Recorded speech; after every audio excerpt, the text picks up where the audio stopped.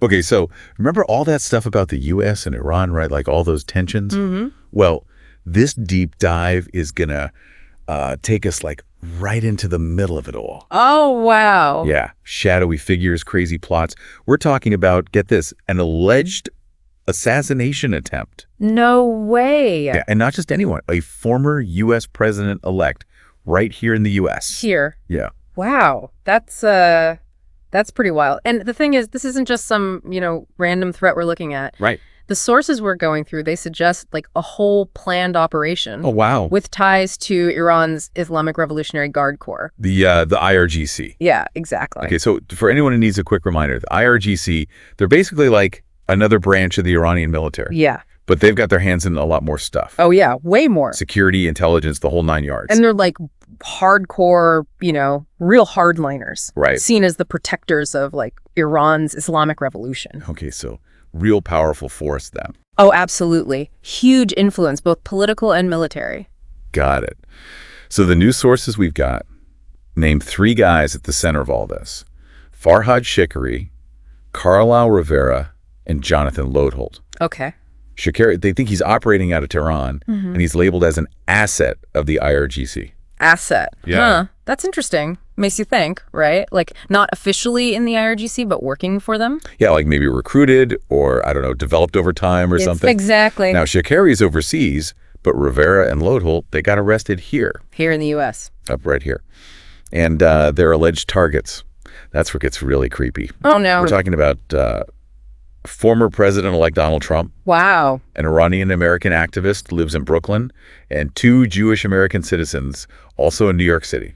So if you look at the targets, there's like a pattern, right? Yeah. They all kind of represent people or groups that the Iranian regime sees as enemies. Okay, I see. Trump because of his policies on Iran. Yeah. The activist, maybe for speaking out against the government, and the Jewish American citizens, well, maybe because of Israel. Ah, yeah, a key U.S. ally. Often clashes with Iran. Exactly. So it's like a calculated plan. Yeah. Hit multiple targets all at once.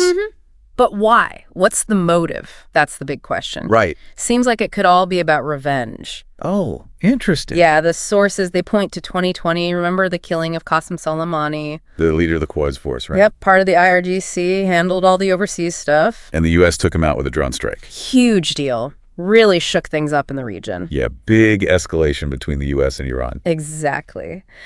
And this plot, well, it could be Iran's way of hitting back. Like a message saying we haven't forgotten. Yeah, and we'll retaliate. So, Farhad Shikari, this guy's story is wild. Oh, yeah. He comes to the U.S., gets deported in 2008 after doing time for robbery. Robbery, huh? And guess where he met Rivera and Lodholt? Let me guess. Prison? Bingo.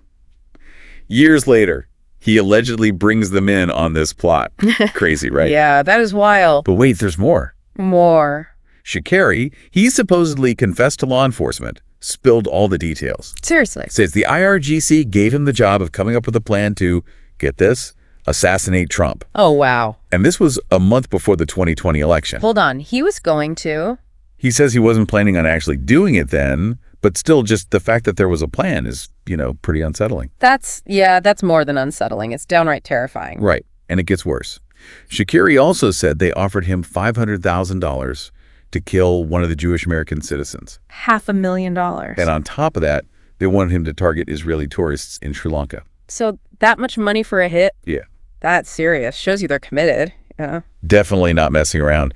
And Attorney General Merrick Garland, he even said that Iran is a grave threat to U.S. national security. Which, if you think about it, is a huge statement.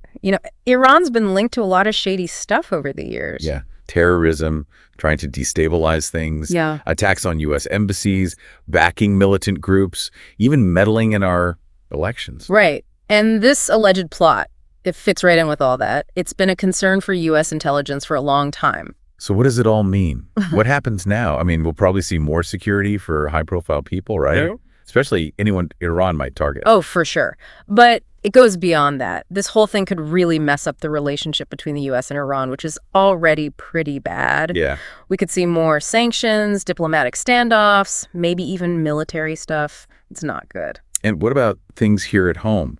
Could this mean more surveillance on Iranian-American communities? More anti-Iranian feelings? It's possible. These are tough questions, but we got to think about them. For sure. Yeah, this whole thing really shows how threats are changing. It's not just countries anymore. Exactly. We've got non-state groups, proxy wars, these crazy assassination plots, all to get what they want. It's a whole new ballgame. And for our listeners, this isn't just some far-off problem. This stuff can affect all of us, our safety, our politics, everything. It's a wake-up call. We got to stay informed, understand what's going on in the world, and talk about how we deal with these new threats. I agree. So we've just scratched the surface here, but it's a chilling story, right? Yeah. An alleged plot, a powerful group like the IRGC, and huge consequences for everyone. What do you all think about this? How will this change things between the U.S. and Iran? Let us know. Yeah, let us know. We want to hear your thoughts. Definitely. Thanks for listening. And thanks for having me. I really enjoyed this deep dive. Yeah, this was a good one. Until next time. See ya.